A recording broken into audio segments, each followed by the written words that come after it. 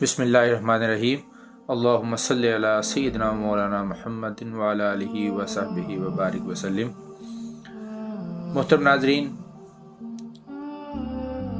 رجب کی گھڑیاں رواں دواں ہیں اور آپ کو معلوم ہے کہ اس مبارک مہینہ میں نبی کریم صلی اللہ علیہ وسلم کو ایک عظیم معجزہ معراج عطا ہوا۔ اسی حوالے سے حدیث کا ایک مختصر حصہ آپ کے سامنے رکھنا چاہتا ہوں۔ حدیث صحیح بخاری کی ہے اور حدیث کا نمبر ہے 3394۔ آپ دیکھ بھی رہے ہیں۔ نبی کریم صلی اللہ علیہ وسلم نے فرمایا کہ جب میں معراج پہ تھا تو جبریل علیہ السلام نے میرے سامنے 2 برتن پیش کیے، ایک میں دودھ تھا اور دوسرے میں شراب تھی۔ جبریل علیہ السلام نے کہا کہ دونوں میں سے آپ کا جو جی چاہے وہ پی لیجیے، چوائس دے دی۔ تو نبی کریم صلی اللہ علیہ وسلم نے فرمایا کہ میں نے دودھ لیا اور دودھ کو پی لیا۔ اب جب میں دودھ پی گیا تو مجھ سے جبریل علیہ السلام نے کہا کہ آپ نے فطرت کو اختیار کیا ہے، نیچر کو اختیار کیا ہے۔ اگر اس کے بجائے آپ شراب کا انتخاب کرتے، آپ شراب پیتے تو آپ کی امت گمراہ ہو جاتی۔ یہ حدیث شاید آپ نے پہلے بھی سنی ہو۔ اب اس پہ تھوڑا سا غور کیجئے کہ حضرت جبریل کہہ رہے ہیں اگر آپ نے شراب پسند کی ہوتی تو آپ کی امت گمراہ ہو جاتی۔ اب چونکہ آپ نے دودھ پسند کیا ہے تو اس لیے آپ کی امت گمراہ نہیں ہوگی۔ یہ اس کا مفہوم مخالف ہو گیا۔ تو اب یہاں پہ تھوڑا سا غور کیجئے کہ گمراہی سے کیا مراد ہے۔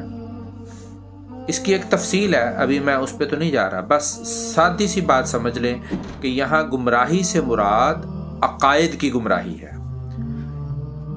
ایک تو یہ بات، اور دوسری یہ بات کہ ہمیشہ اکثریت کی بات کی جاتی ہے جہاں بھی کوئی اصول ضابطہ بیان کیا جاتا ہے شریعت میں، یا ایون کہ ہمارے ویسے بھی جہاں پہ قواعد ہوتے ہیں تو اکثریت اور میجورٹی کے مطابق وہ ضابطہ ہوتا ہے، تو اس میں استثناء بہرحال ہوتے ہیں۔ ایک تو یہ اصولی بات ذہن میں رکھ لیجئے۔ تو اب جب جبریل نے یہ کہا علیہ السلام کہ آپ کی امت گمراہ نہیں ہوگی، آپ نے دودھ کو پسند کر لی، اس سے مراد یہ ہے کہ امت کی اکثریت عقائد میں گمراہ نہیں ہوگی۔ عمل میں ہو سکتی ہے، عمل میں ہے، لیکن وہ اور طرح کی گمراہی ہے۔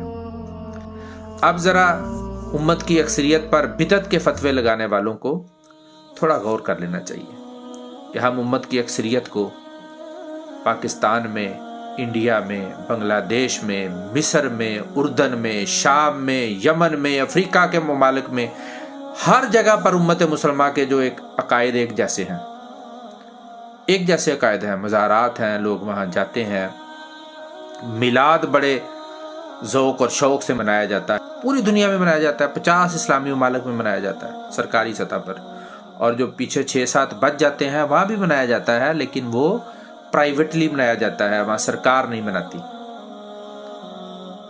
تو پھر اب ان لوگوں کو سوچنا چاہیے، یہ میں نے ایسے 1-2 مثالیں دے دی ہیں جن کو لے کر بدعت کے فتوے جھڑ دیے جاتے ہیں، اس کی ایک لمبی لسٹ ہے۔ حضرت جبریل تو کہہ رہے ہیں کہ یا رسول اللہ آپ کی امت گمراہ نہیں ہوگی، لیکن یار لوگ کہتے ہیں کہ آپ کی ساری امت ہی گمراہ ہے، شرق سے غرب تک ہر کسی پر بدعت کے اور گمراہی کے فتوے لگاتے ہیں۔ تو ایسا نہیں کرنا چاہیے۔